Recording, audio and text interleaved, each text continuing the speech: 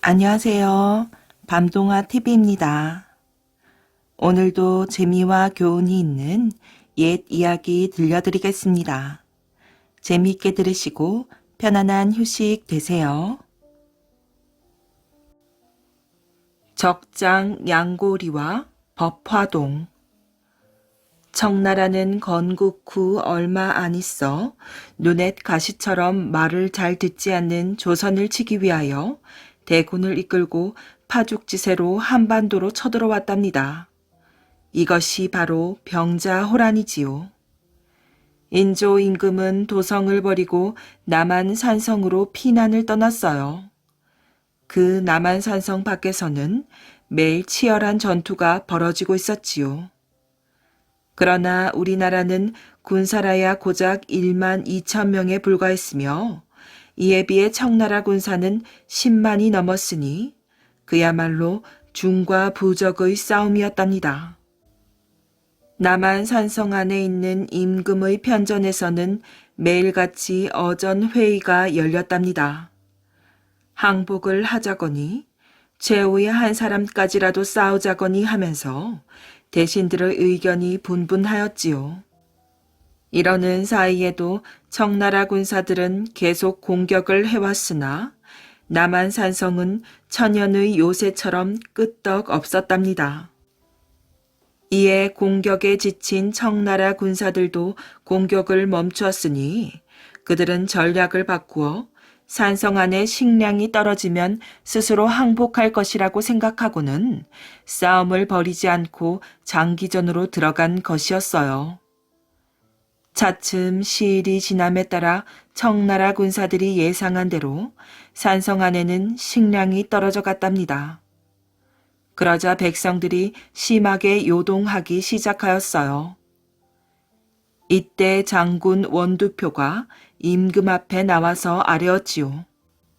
소신이 죽기를 결심하고 나가서 싸우려고 하오니 군사 3천만 주시기 바라옵니다. 용기는 가상하나 연로한 몸으로 어떻게 싸우시겠다는 거요? 잠시 기다려 보도록 하시오. 이대로 있다가는 산성이 적에게 함락당할 듯합니다. 앉아서 죽음을 당하느니 나가서 싸우는 것이 마땅한가 하나이다. 원두표의 말을 듣고도 왕은 결단을 내리지 못하고 망설였지요. 이때 화친파의 우두머리인 최명길이 입을 열었어요. 소신 최명길 아래옵니다. 청나라 군사를 물리친다는 것은 도저히 불가능한 일이온데 이제 군사를 내어 싸움을 도둔다는 것은 불가하옵니다. 오히려 청나라 군사의 노여움만 일으키게 되오니 깊이 통촉하옵소서. 대감은 잠자코 계시오. 어찌 싸우지도 않고 항복을 한단 말이오. 만약에 성이 함락되는 날이면 상감마마이야 이 나라 모든 백성들에게 어떠한 환난이 닥쳐올 것인가 생각해 보시옵소서. 그러자 원두표가 무서운 얼굴로 최명길을 노려보며 말하였답니다. 항복을 하려거든 대감이나 혼자 나가서 해보시구려. 비겁한 사람 같으니라고. 경들은 그만 싸우시오.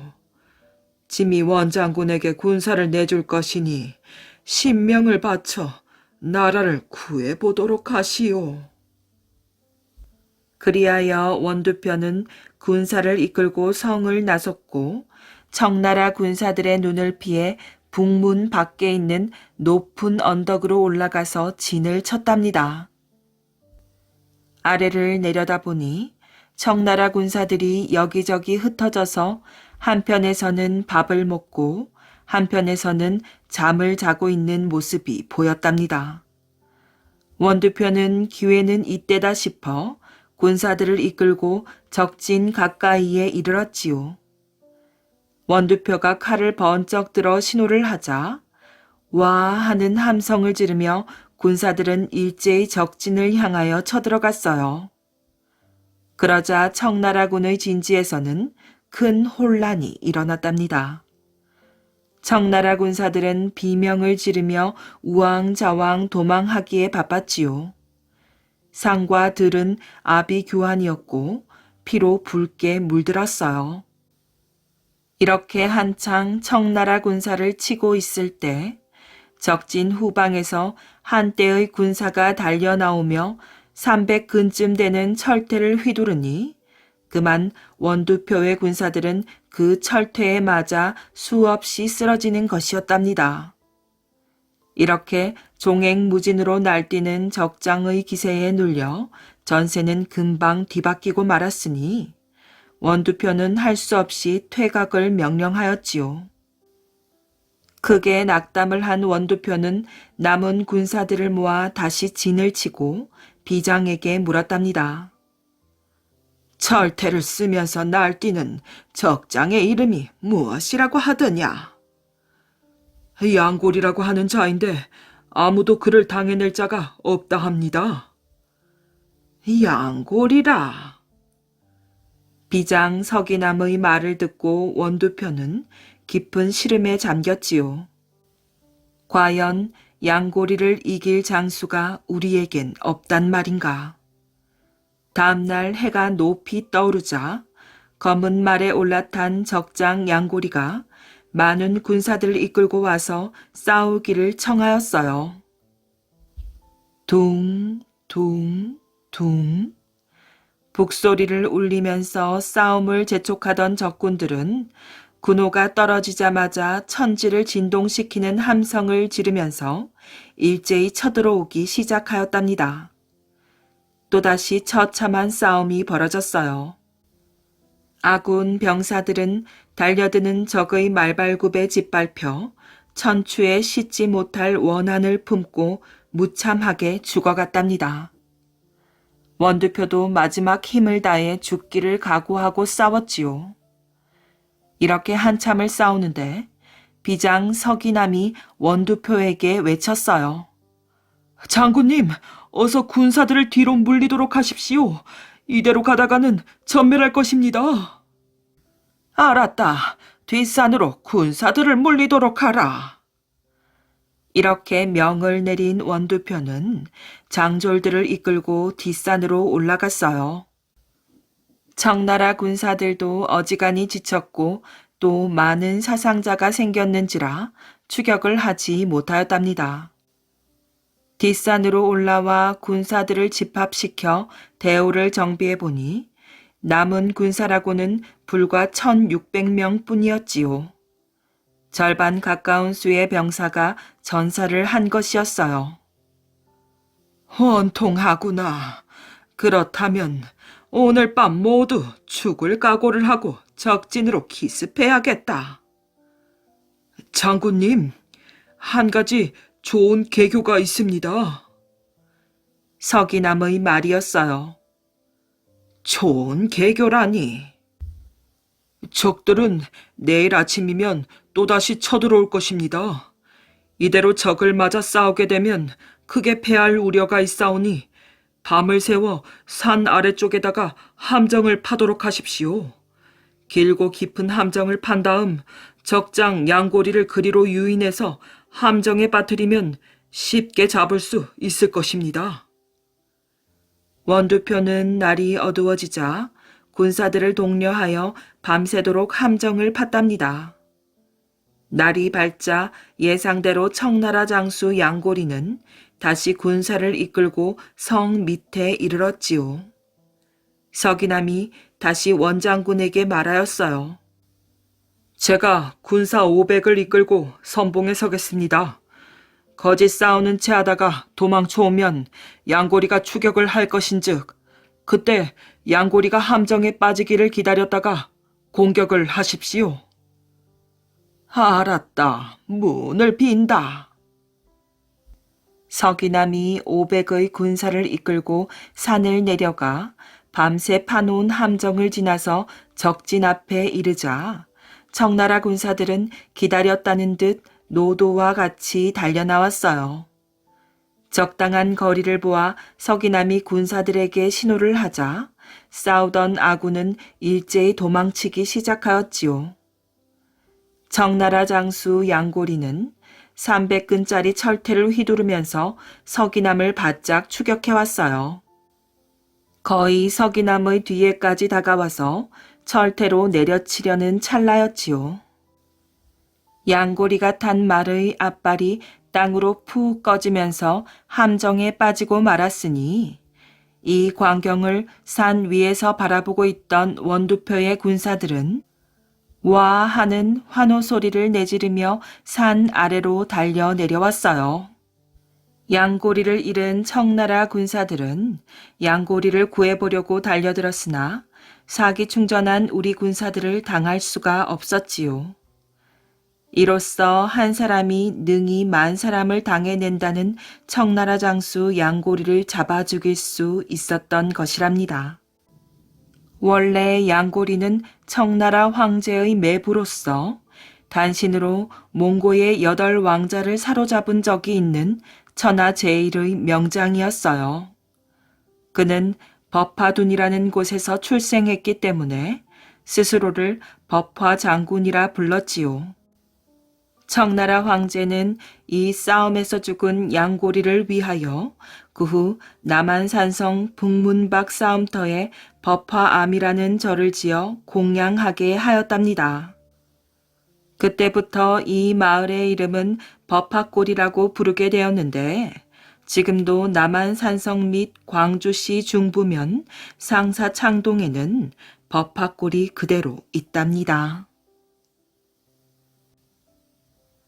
다시 태어난 구두쇠.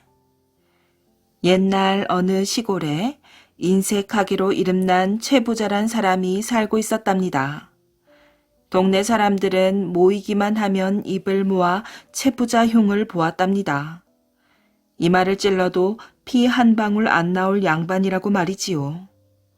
어느 날 최부자는 급한 볼일이 생겨 한양에 다녀오게 되었어요. 웬만하면 남을 시킬 텐데 본인이 가지 않으면 안 될 일이었어요. 최 부자는 떠나기 전에 부인에게 당부했답니다. 곶간 열쇠를 줄 테니 잘 간직하시오. 아무도 곶간에 들여보내지 마시오. 하인들을 시켜 밤마다 곶간을 지키게 하시오. 그러나 부인은 최 부자가 한양으로 떠나자마자 큰일을 저지르고 말았답니다. 굶주린 동네 사람들을 보다 못해 곶간에 있는 곡식들을 풀어 동네 사람들에게 나누어 준 것이지요. 한편 한양으로 떠난 최 부자는 이틀 만에 한강에 닿았답니다. 한강만 건너면 얼마 못 가 한양에 도착하게 되는 것이에요. 최 부자는 나루터에서 배를 탔답니다. 나룻배는 물살을 가르며 빠르게 미끄러져 갔어요. 뱃사공은 노를 저으며 흥에 겨운 듯 콧노래를 불렀답니다. 그런데 강을 반쯤 건넜을 때였어요.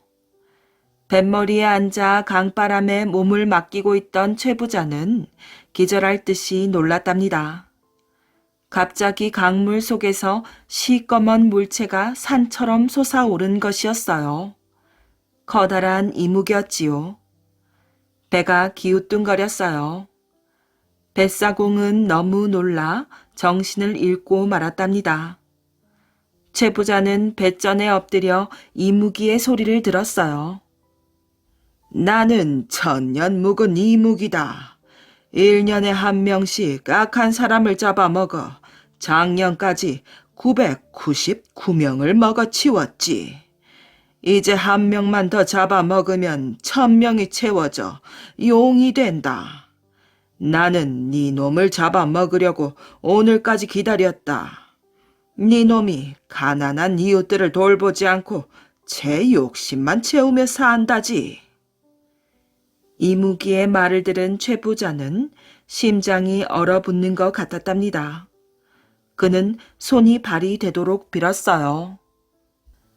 이무기 나리 잘못했습니다. 제가 죽을 죄를 지었습니다. 목숨만 거두어 가지 않으신다면 무슨 짓이든 하겠습니다. 앞으로는 착하게 살겠으니 제발 자비를 베풀어 주십시오. 그러자 이무기는 최부자를 물끄러미 바라보더니 입을 열었답니다.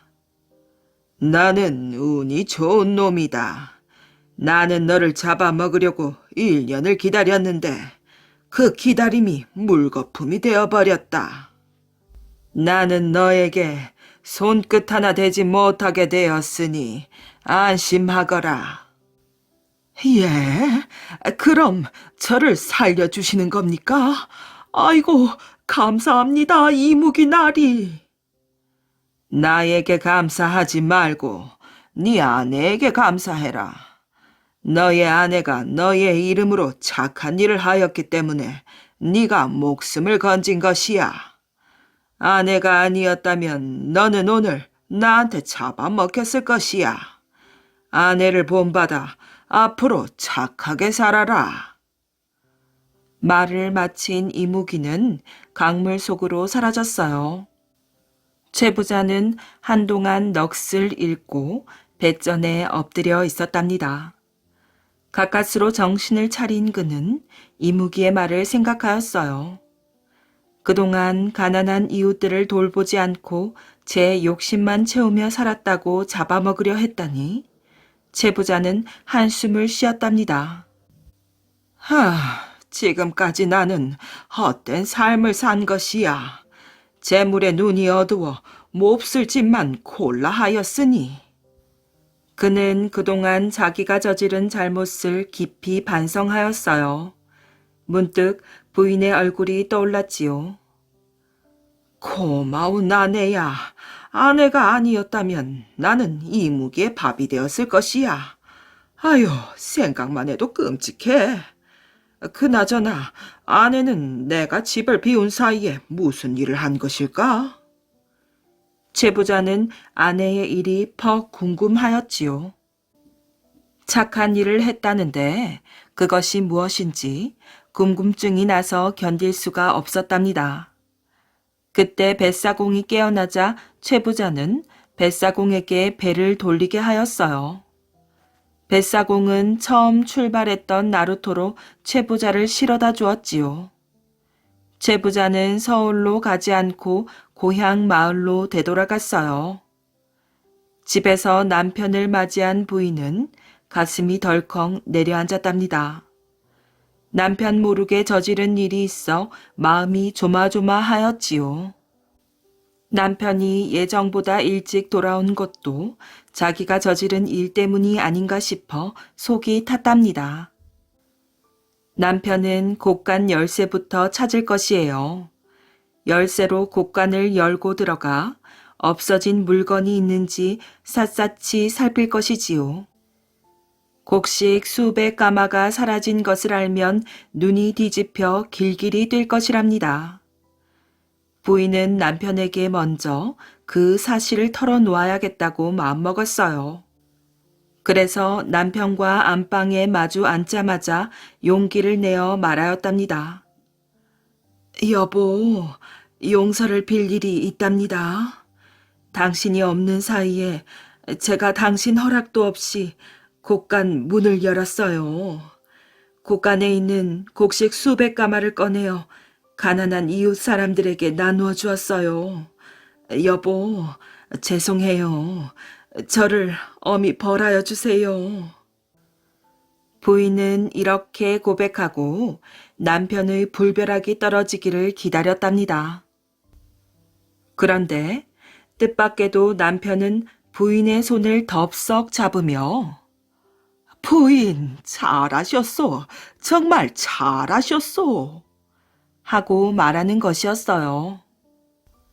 부인은 자기 귀를 의심하였지요. 이 양반이 정말 남편인가 눈을 비비고 바라보았어요. 그때 최부자가 입을 열었답니다. 나는 당신 덕에 살아 돌아왔소. 당신이 가난한 이웃 사람들에게 곡식을 나눠주지 않았더라면 이무기의 밥이 되었을 거요. 당신은 내 생명의 은인이요. 최 부자는 어리둥절해하는 부인에게 한강에서 겪은 일을 들려주었어요. 그리고는 덧붙여 말하였지요. 이번 일을 당하면서 나는 한 가지 사실을 깨달았소. 사람은 베풀며 살아야 한다는 사실 말이오. 곳간의 열쇠는 평생 당신에게 맡기겠소. 어려운 이웃들을 도우며 우리 사람답게 살아봅시다. 남편의 말을 들은 부인은 감격하여 눈물을 흘렸답니다. 여보, 참으로 고마워요. 당신은 한강에서 다시 태어나셨군요. 그래요, 우리 사람답게 살아요. 제부자와 그 부인은 손을 맞잡고 다짐했답니다. 고려 충신 정몽주와 두문동 선비들. 무너져가는 고려를 어떻게 살려야 하나? 지금으로부터 600년쯤 전 걱정이 가득한 얼굴로 개성의 밤하늘을 바라보는 사람이 있었답니다. 고려의 충신 정몽주였지요. 당시 고려는 이미 나라의 힘을 다 잃어버렸어요. 왕은 힘이 없어서 나라를 잘 다스리지 못했고 백성은 하루하루 힘겹게 살아갔지요. 신하들은 고려를 개혁해야 한다고 주장하며 두 패로 나뉘었답니다. 왕을 내쫓고 새 나라를 세우자는 쪽과 고려 왕실을 저버릴 수 없다는 쪽이었지요. 왕을 내쫓자고 주장하는 쪽은 이미 왕보다 큰 권력을 손에 쥔 이성계였답니다. 이성계는 왕을 내쫓기도 하고 새로 세우기도 하며 나랏일을 제 마음대로 처리하고 있었지요. 하지만 정몽주는 이성계와 다른 생각이었어요. 나라가 어지럽다고 왕을 내쫓고 새 왕조를 세울 수는 없었답니다. 정몽주는 고려 왕조에 끝까지 충성을 다할 생각이었어요. 도대체 이성계한테 무슨 꿍꿍이가 있을까? 한번 알아봐야겠어. 정몽주가 나갈 채비를 서둘렀어요. 마침 이성계가 사냥을 하다 말에서 떨어져 알아 누워 있었지요. 정몽주는 문병을 핑계로 이성계의 집을 찾아갔답니다. 문병을 마치고 나오는데 이성계의 아들 이방원이 밖에서 기다리고 있었지요. 정대감, 저랑 이야기나 좀 나누시지요. 이방원이 술상을 거하게 차려왔어요. 이방원은 정몽주를 이성계 편으로 끌어들이려 하였지요. 인품이 높고 백성의 평판도 좋은 정몽주를 끌어들이면 새 나라를 세우기가 한층 쉬울 것 같았답니다. 정몽주가 말을 듣지 않자 마지막으로 마음을 떠보려고 이야기를 청한 것이었어요. 자, 술 한 잔 받으시고 제 시조나 한번 들어보시지요. 이방원이 술을 따르며 시조를 읊었답니다. 이런들 어떠하리 저런들 어떠하리 만수산 드렁치기 얽힌들 어떠하리 우리도 이같이 얽혀 100년까지 누리리라. 정몽주의 얼굴이 굳어졌어요.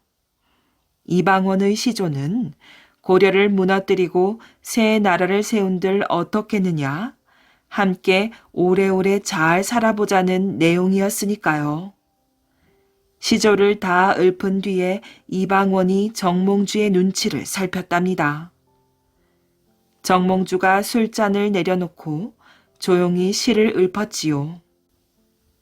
이 몸이 죽고 죽어 100번 고쳐 죽어 100골이 진토되어 넋이라도 있고 없고 임향한 일편단심이야 가실 줄이 있으랴. 정몽주는 무슨 일이 있어도 고려 임금을 향한 마음이 변하지 않을 것임을 단호하게 나타내었어요. 이방원이 조용히 한숨을 쉬었답니다. 정몽주는 결코 자기 뜻을 굽힐 사람이 아니야. 아깝지만 우리 일에 방해가 되니 어쩔 수 없구나.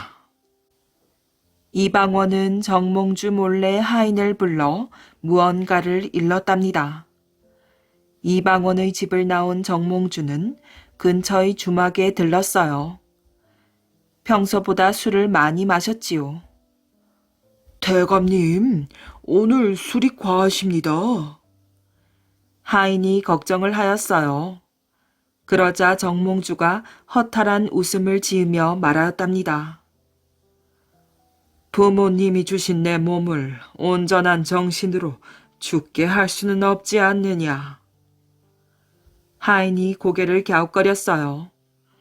정몽주가 무슨 말을 하는지 도통 알아들을 수 없어서였지요. 정몽주가 말에 올라탔답니다. 조용한 밤길에 말발굽 소리만 맑게 울렸어요. 말이 선지교에 다다랐을 때였답니다. 다리 밑에서 어두운 그림자가 불쑥 올라왔어요. 누구냐? 하인이 말을 막아서며 소리쳤답니다. 하지만 어둠 속의 괴한은 순식간에 정몽주에게 달려들어 철퇴를 날렸지요. 이런 천하의 몹쓸 놈들! 정몽주가 외쳤어요. 괴한은 다시 한번 철퇴를 휘둘렀어요. 정몽주는 그만 말에서 굴러 떨어져 죽고 말았답니다. 선지교는 정몽주의 몸에서 흐른 피로 붉게 물이 들었어요. 정몽주가 죽자 선지교 바로 옆에서 대나무가 자라기 시작하였지요. 사람들은 정몽주의 충절을 상징하는 대나무가 자랐다 하여 선지교의 이름을 선죽교로 바꿔 불렀답니다. 정몽주가 죽고 한 달도 되지 않아 고려의 마지막 임금 공양왕은 왕의 자리에서 쫓겨나고 이성계가 왕이 되어 조선을 세웠답니다. 이때 많은 고려의 신하와 유생이 새 왕조를 따르지 않고 개성의 서쪽에 있는 두문동으로 몰려왔지요. 허허, 이 일을 어쩌란 말인가? 고려의 충성을 맹세하였는데 새 나라가 들어서다니. 그렇다고 새 왕조에 또 충성할 수는 없네. 그건 선비의 도리가 아닐세. 두문동에 모인 신하들은 조선의 조정에 나가지 않고 평생을 두문동에서 살기로 결정하였어요. 그것이 고려 백성의 도리라고 생각하였지요. 두문동 사람들은 곧 마을의 동쪽과 서쪽에 문을 세우고 빗장을 단단히 걸었답니다. 아무도 들어오지 못하도록 말이에요. 그러고는 밭을 갈고 농사를 지어 먹고 살며 두문동 밖으로는 한 발자국도 나가지 않았지요.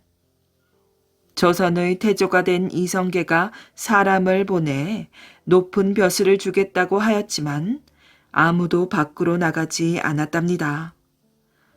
그러자 조선 조정에서는 두문동 선비들을 눈엣 가시처럼 여겼어요. 백성 사이에서는 고려 충신은 다 두문동에 있고 역적만 벼슬을 하고 있다는 소문이 돌았고 뜻있는 젊은 유생까지 조선의 과거 시험을 보지 않고 두문동으로 들어가는 일도 많았으니까요. 결국 이성계는 두문동을 그냥 놔둘 수 없었답니다. 내일 두문동에 불을 지르겠다. 지금이라도 나와 조선의 조정에 협력한다면 벼슬을 줄 것이나 끝까지 남아있으면 모두 불에 타 죽을 것이다. 하지만 밖으로 나온 사람은 없었답니다. 다음 날 군사들이 두문동을 포위하고 불을 질렀지요. 불길이 거세지면 누군가 밖으로 나올 것이라고 생각하였어요. 이성계는 두문동 밖으로 나오는 사람은 모두 살려주려고 하였어요. 불길이 점점 거세게 타올랐답니다. 마을이 온통 붉은 빛으로 물들었지요. 하지만 두문동의 신하들은 뜨거운 불길 속에서도 한 명도 밖으로 나오지 않았답니다. 결국 두문동의 고려 충신은 모두 목숨을 잃고 말았지요. 훗날 조선의 영조 임금은 이곳에 두문동 비를 세웠어요. 정조는 개성의 성균관에 두문동의 신하들을 기리는 표절사를 세웠지요. 비록 조선 왕조에 반대한 사람들이지만 그 사람들의 충절을 높이 샀기 때문이에요. 두문동에는 아직도 두문동 비가 우뚝 서서 고려의 절개를 지킨 사람들을 기억하고 있답니다. 마기 할멈의 머리카락. 정직하고 부지런한 농부가 아내와 아들 넷을 데리고 살았답니다. 이 농부는 어느 날 참 이상한 꿈을 꾸었지요. 꿈속에 선녀가 나타나 이렇게 말하는 것이었어요. 농부님, 저는 하늘에 계신 옥황상제의 심부름으로 온 선녀랍니다. 옥황상제께서 저더러 지상에 내려가 제일 부지런하고 정직한 농부를 찾아서 상을 주라고 하셨습니다. 예, 그렇지만 저는 그런 상을 받을 자격이 없습니다. 농부는 꿈속에서 선녀가 주겠다는 상을 굳이 사양하였어요. 농부님, 아닙니다. 제가 이곳에 내려와 살펴보니 농부님만큼 착하고 정직한 사람이 없었답니다. 아이고, 선녀님, 전... 농부님, 그러지 말고 지금부터 제 말을 잘 들으세요. 저 높은 산에 올라가시면 연못이 하나 있는데 그곳엔 아름다운 금붕어들이 많을 거예요. 그러나 절대로 그 금붕어를 탐내면 안 된답니다. 금붕어를 탐내면 농부님도 금붕어가 될 테니까요. 그곳에서 다시 산 꼭대기로 올라가면 평지가 나올 거예요. 그곳에 가면 마귀 할멈을 만나실 수 있답니다. 마귀 할멈이라고요? 네, 할머니가 자꾸 머리를 빗겨달라고 하면 절대로 거절하시면 안 됩니다. 머리를 빗기다 보면 분명히 빨간 머리카락이 섞여 있을 거예요. 농부님은 할머니 몰래 그 빨간 머리카락을 뽑아 잘 간직하세요. 아니, 빨간 머리카락은 어디에 쓰는데 간직한단 말입니까? 농부는 의아해하며 선녀에게 물었답니다. 빨간 머리카락을 시장에 가지고 가서 파세요. 귀중한 머리카락이니까 비싼 값에 팔 수 있을 것입니다. 다만 누구한테도 머리카락에 대한 말씀을 하시면 안 됩니다. 그리고 이 손수건을 받으세요. 선녀는 빨간 손수건, 노란 손수건, 파란 손수건을 농부에게 주었답니다. 할머니가 자기의 빨간 머리카락이 뽑힌 줄 알면 틀림없이 쫓아올 것이에요. 그때 이 손수건을 차례대로 던지세요. 선녀는 신신당부를 하고 사라졌답니다. 선녀님, 아이고, 선녀님. 농부는 깜짝 놀라 잠에서 깼지요. 정말 이상한 꿈이었어요. 머리맡에 꿈속에서 받은 손수건 3장이 놓여 있었답니다. 날이 밝자 농부는 산으로 올라갔어요. 땀을 비오듯 흘리며 산 중턱에 오르니 선녀의 말대로 연못이 있었답니다. 아름다운 금붕어들이 입을 쭉 내밀며 헤엄을 쳤어요.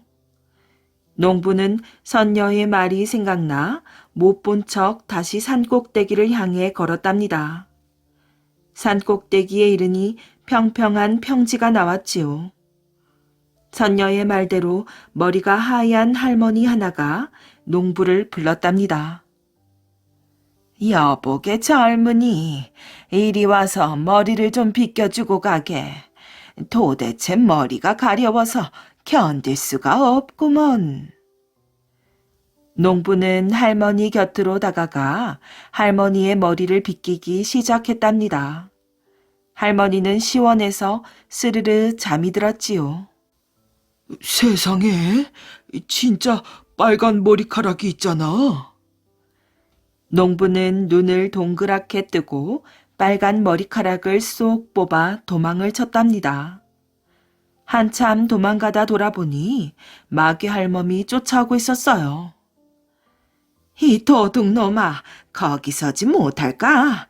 빨간 머리카락 도둑놈아, 머리카락 내놓아라. 마귀 할멈은 소리를 지르며 무서운 얼굴로 달려왔답니다. 네가 도망을 간다고 무사할 줄 아느냐? 마귀 할멈은 숨을 헐떡거리면서 계속 뒤쫓아왔어요. 잘못하면 마귀 할멈에게 잡아먹힐 것 같았지요.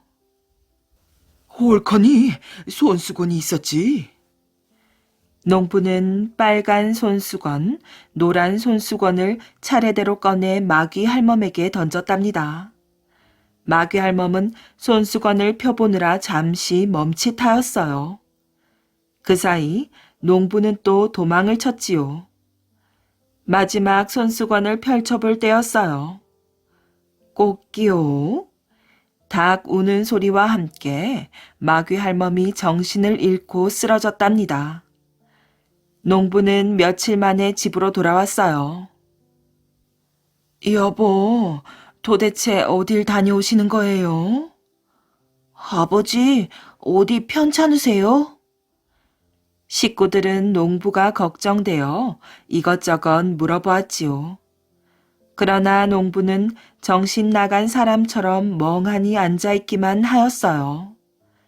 정신을 차린 농부는 빨간 머리카락을 팔기 위해 종이에 잘 싸서 시장에 가져갔답니다. 빨간 머리카락 사려. 빨간 머리카락이 왔어요. 하루 종일 소리를 지르며 다녔지만 빨간 머리카락은 팔리지 않았답니다. 저 사람이 미친 거 아니에요? 글쎄요, 아마도 제정신은 아닌 것 같습니다요. 사람들은 빨간 머리카락을 구경하기는커녕 비웃으며 수군거리기만 하였답니다. 시장에 빨간 머리카락을 파는 사람이 있다는 소문이 퍼졌지요. 마침내 임금님도 이 소식을 전해 들었어요. 임금님은 농부를 대궐로 불렀답니다. 그 머리카락이 어디에서 났느냐? 농부는 선녀가 말한 대로 임금님께 이야기하였지요. 호호, 그랬구나. 그대야말로 하늘이 보내준 은인이로다. 농부와 신하들은 의아한 표정을 지었답니다. 어디 빨간 머리카락을 보여다오. 농부는 종이에 싸놓은 머리카락을 임금님께 드렸지요. 허허허, 착하고 정직한 농부에게 이 머리카락을 찾게 하신 것이로구나. 임금님은 못 알아들을 말만 하였어요. 전하, 이 머리카락은 원래 누구의 것이었습니까? 신하들은 몹시 궁금하였지요. 이 머리카락은 대대로 내려온 귀한 머리카락이다. 얼마 전에 마귀 할멈이 훔쳐가서 밤잠을 못 자며 근심하였는데 이 농부가 찾아왔으니 이 얼마나 기쁜 일이냐. 그제야 신하들은 고개를 끄덕였어요. 전하, 이 머리카락은 어디에 쓰는 것이옵니까? 이 머리카락은 죽은 사람은 살리고 산 사람도 죽게 할 수 있는 신기한 머리카락이다. 신하들과 농부는 놀라지 않을 수가 없었답니다. 저 농부에게 상을 내리도록 해라. 아이고, 전하, 상이라니요. 저는 꿈속에서 만난 선녀가 시키는 대로만 했을 뿐입니다. 농부는 고개를 저으며 거절하였어요. 그러지 말고 어떤 소원이든 얘기해 보아라. 임금님과 신하들은 농부에게 상을 주고 싶어 하였어요. 굳이 소원이 있다면 우리 가족이 평안하게 잘 사는 것입니다. 농부는 욕심을 부리지 않았지요. 결국 임금님은 농부에게 평생 먹고도 남을 만한 논과 밭을 상으로 주었답니다. 나무 그늘을 판 부자. 어느 마을에 욕심 많은 부자 영감과 옳고 그름을 잘 판단하는 가난한 총각이 살고 있었어요. 부자 영감은 남을 돕는 일은 전혀 하지 않았답니다. 부자 영감의 집 앞에는 커다란 느티나무가 한 그루 있었지요. 여름이면 서늘한 나무 그늘이 생겨 더위를 식히기에 좋았답니다. 이거 시원하다. 어느 날 부자 영감은 평상을 놓고 부채를 붙이며 졸고 있었답니다. 총각은 그날도 떼약볕에서 일을 하고 있었지요. 아이고, 더워라. 잠시 쉬었다 해야겠구나. 총각은 땀을 식히려고 낮잠을 자고 있는 부자 영감의 평상에 앉았답니다. 그러다 총각은 깜빡 잠이 들었지요. 졸고 있던 부자 영감은 인기척에 잠이 깼답니다. 아니, 이놈이 감히 여기가 어디라고 자빠져 있는 게야? 부자 영감은 갑자기 화가 치밀었어요. 네, 이놈, 어서 일어나지 못할까? 왜 남의 나무 그늘에 누워있는 것이야? 부자 영감은 고래고래 소리를 지르며 총각을 발로 찼답니다. 살짝 잠이 들었던 총각은 평상에서 굴러 떨어지고 말았지요. 아이고, 영감마님, 무슨 일이십니까? 총각은 졸린 눈을 비비며 기지개를 켰답니다. 그래도 이놈이 잠이 덜 깬 모양이구나. 우리 집 느티나무 그늘에서 썩 나가란 말이다, 이놈아. 총각은 기가 막혀 말이 안 나왔답니다. 영감마님, 언제부터 이 나무 그늘이 영감님의 것이 되었습니까요? 뭐라고? 이 고약한 놈이? 이 처음부터 우리 집 앞에 있었으니 내 것이지. 그럼 네 것이란 말이냐? 부자 영감은 버럭 호통을 쳤답니다. 총각은 눈이 휘둥그레졌어요. 동네에 우뚝 솟은 느티나무가 임자가 있다는 말은 처음 듣는 것이었지요. 영감마님, 이 나무는 온 동네 사람들의 것입니다. 허허, 이런 어리석은 놈이 있나? 이 나무는 우리 할아버지께서 심으셨느니라. 그리고 이 둘레에 있는 논들을 보거라. 이게 다 누구의 논이더냐? 총각은 더 이상 아무 말도 못하였지요. 우리 집 앞, 우리 집 논 옆에 있는 나무가 어찌 동네 사람들의 것이란 말이냐? 사실 동네의 논들은 거의 부자 영감의 것이었어요. 총각은 너무 분하고 억울하였지요. 어서 물러가지 못하겠느냐? 총각은 부자 영감이 정말 원망스러웠어요. 아무리 자기 집 나무라지만 너무하잖아. 어디 두고 보자. 총각은 주먹을 불끈 쥐며 꾹 참았답니다. 영감마님, 제가 잘못했습니다. 그런 줄도 모르고. 부자 영감은 총각의 말에 조금 누그러졌어요. 우리 농부들은 여름철이면 이 나무 그늘이 필요합니다. 제게 그늘을 파십시오. 이 말에 부자 영감은 귀가 솔깃하였어요. 나무 그늘을 팔면 돈이 생기겠는걸. 욕심 많은 부자 영감은 돈이 생기는 일이라면 뭐든지 하였답니다. 그래 좋다. 그늘이 필요하다면 사는 것이 옳겠지. 이 그늘을 사려면 적어도 단량은 내야 하느니라. 예, 영감마님. 소인 단량을 구해다 드리겠습니다.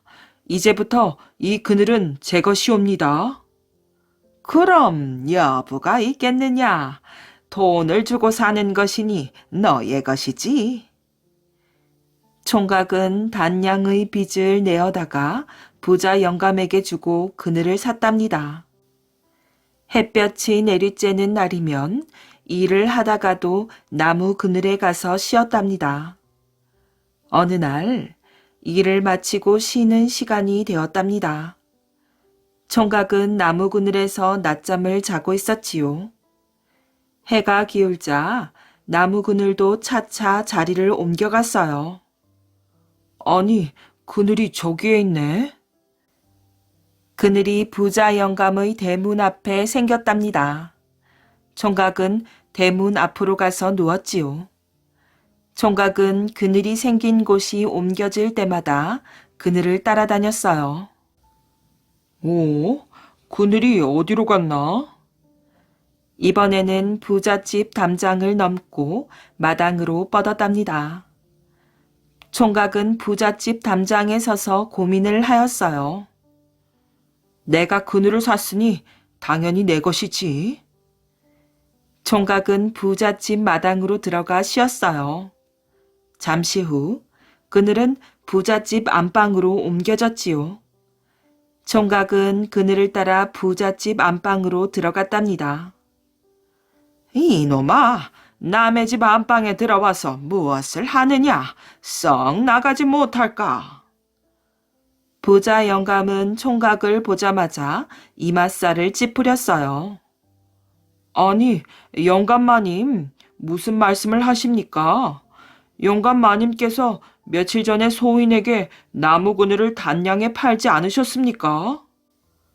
그래, 내 그리하였다. 그걸 기억하시면서 소인을 꾸짖으시다니요. 이놈, 무슨 뚱딴지 같은 소리냐. 내가 그늘을 팔았지. 누가 남의 집 안방까지 들어와도 된다고 하였느냐. 영감마님, 생각을 해보십시오. 나무 그늘을 샀으니 그늘은 소인 것이 분명합니다. 그렇다면 그늘이 어디로 가서 생기든지 그건 제 것이 분명하지 않습니까? 부자 영감은 할 말을 잃었답니다. 총각의 말이 하나도 틀린 데가 없었지요. 괜히 나무 그늘을 팔았구나. 엎질러진 물이니. 이제 와서 후회해도 소용없는 일이었어요. 이럴수록 총각은 부잣집 안방을 자주 드나들었지요. 일을 하다가도 안방에 들어누워 잠을 잤답니다. 부자 영감은 말도 못하고 속만 태우고 있었어요.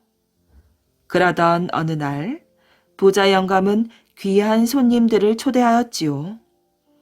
사랑채에는 많은 손님들이 찾아와서 좋은 음식을 먹으며 이야기를 나누고 있었어요. 그때 마침 나무 그늘이 사랑채 안으로 옮겨갔답니다. 총각도 친구들을 데리고 사랑채에 들어왔어요. 농사를 짓는 총각과 친구들은 더러워진 옷을 입고도 벌렁벌렁 드러누웠지요. 어떤 친구들은 흙 묻은 더러운 발을 음식상 옆에서 툭툭 털었답니다. 부자 영감과 손님들은 총각과 친구들을 보니 어이가 없었지요. 아니, 자네들은 어찌하여 여기까지? 손님들은 고개를 갸우뚱하며 총각을 바라보았어요. 제가 부자 영감님께 그늘을 샀습지요. 총각은 그동안 있었던 일을 얘기해 주었어요. 부자 영감은 옆에서 멋쩍게 헛기침만 하였답니다. 아니, 어찌 그럴 수가 있나. 인심을 베풀어야지. 그러게 말이야. 나무 그늘을 팔다니 태어나서 그런 일은 처음 보네. 손님들은 제각각 부자 영감을 욕했답니다. 이 사람하고 같이 있다가는 우리까지 물들겠네. 자, 어서 일어나자고. 앞으로 절대로 이 집에 오지 마세. 귀한 손님들은 불쾌한 얼굴로 돌아갔답니다. 부자 영감은 손님들로부터 망신을 톡톡히 당하였지요. 친구를 다 잃게 된 부자 영감은 집을 두고 이사를 갔답니다. 그 후 커다란 느티나무는 동네 사람들의 쉼터가 되었다고 합니다. 새 친구와 말 한 필. 옛날에 보름보기와 덧니바기와 뾰줄이라는 새 친구가 있었답니다. 그들은 함께 여행을 떠나기로 마음먹었어요. 말이 있으면 편히 길을 갈 수 있을 거야. 새 친구는 돈을 똑같이 내서 말 한 필을 샀답니다. 그런데 꾀가 많은 뾰줄이가 먼저 말했어요. 나는 말 허리를 살게. 그러자 보름보기와 덧니바기가 차례로 말했어요. 그렇다면 나는 말 머리를 살래. 나는 그럼 말 꼬리를 사지 뭐. 세 사람은 길을 떠났어요. 말 허리를 산 사람이 말을 탄 게 당연하지. 뾰줄이는 말을 타고 가고 싶은 데로 갔답니다. 어휴, 괜히 말 머리를 사서 먹이를 구해 먹이고 힘들게 끌고 다니기만 하잖아. 말 머리를 산 보름보기는 말에게 먹이를 먹이고 말 머리를 끌어야 했어요. 아이고, 말 꼬리를 샀다고 말 한번 타보지도 못하고 냄새나는 말똥만 치우잖아. 말 꼬리를 산 덧니바기는 그릇을 들고 말똥을 치우면서 말 꼬리를 따라다녀야 했어요. 아무래도 안 되겠어. 참다 못한 두 사람이 뾰줄이에게 말했어요. 지금부터는 제일 높이 그리고 제일 멀리 가본 사람이 말을 타기로 하세. 좋아, 그렇게 하지. 뾰줄이는 순순히 약속을 했어요. 나는 일찍이 하늘 위를 가보았어. 보름보기가 얼른 높은 하늘을 가리키며 말했어요. 나는 자네가 올라간 하늘 위의 끝까지 가보았다네. 덧니바기가 더 먼 곳을 가리켰지요. 그러자 뾰줄이가 물었어요. 아, 그때 자네 손에 뭔가 만져지지 않았나? 단단하고 기다란 것 말이야. 오, 그래, 그런 게 만져졌지.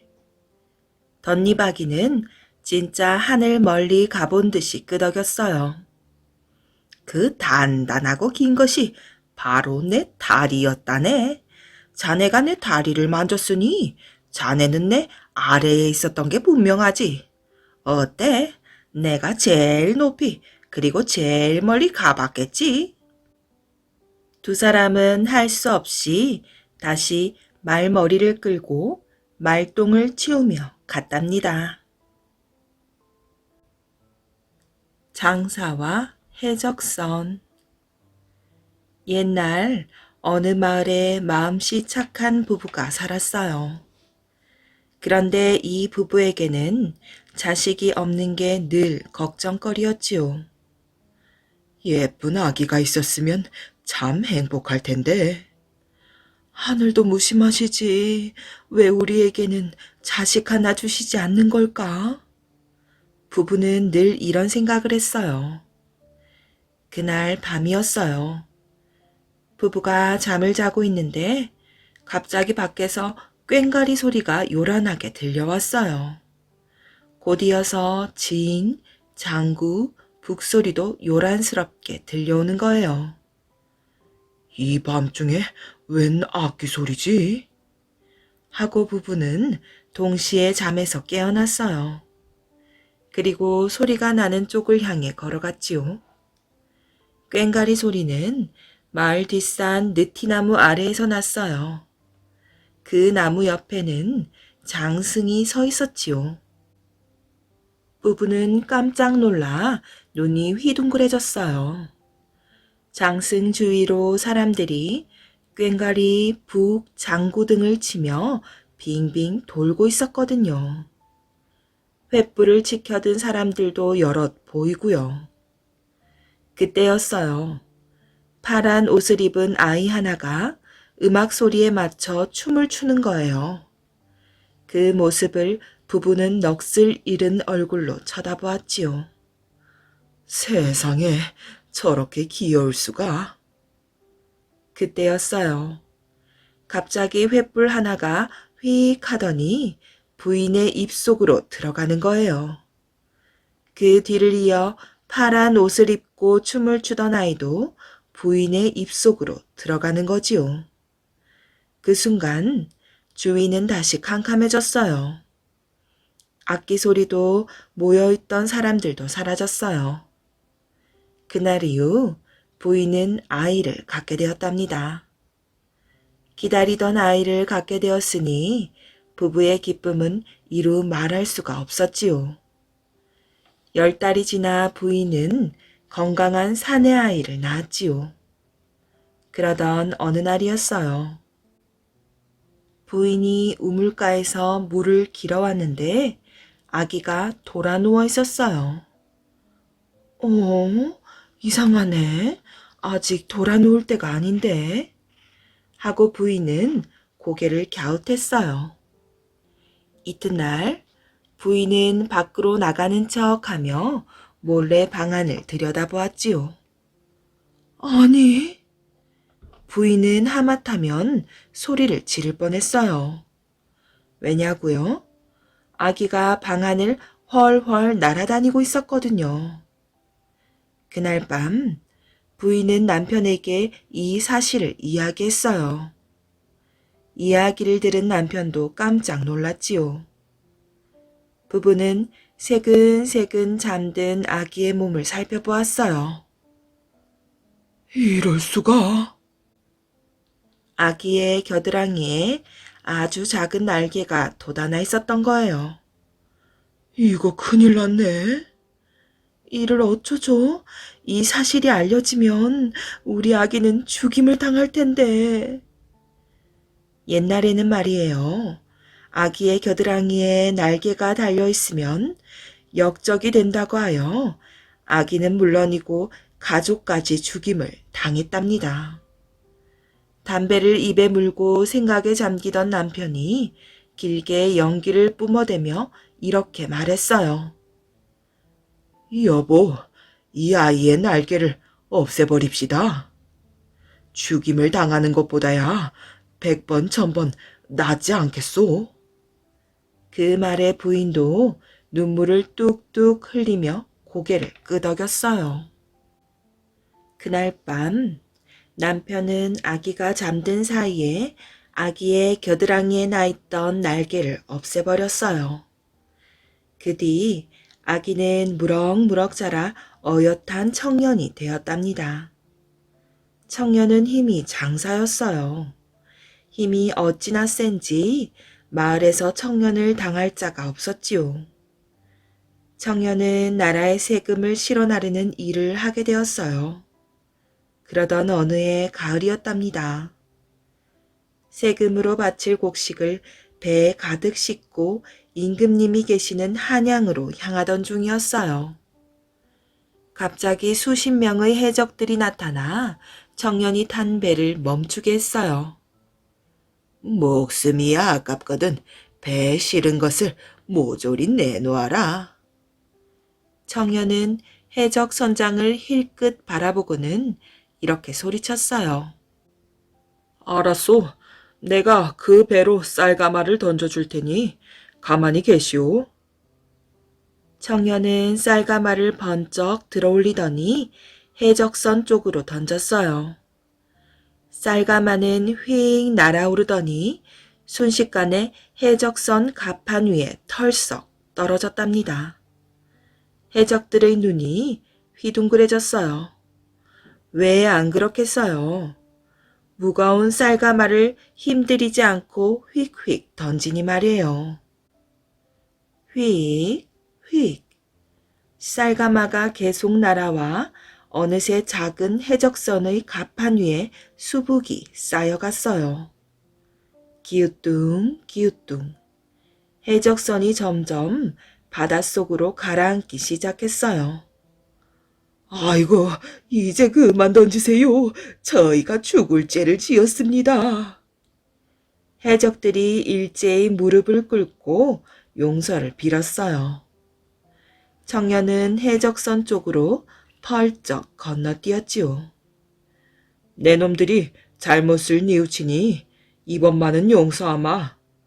하고는 해적선 갑판 위에 쌓여있던 쌀가마를 다시 이쪽 배로 휙휙 던졌어요.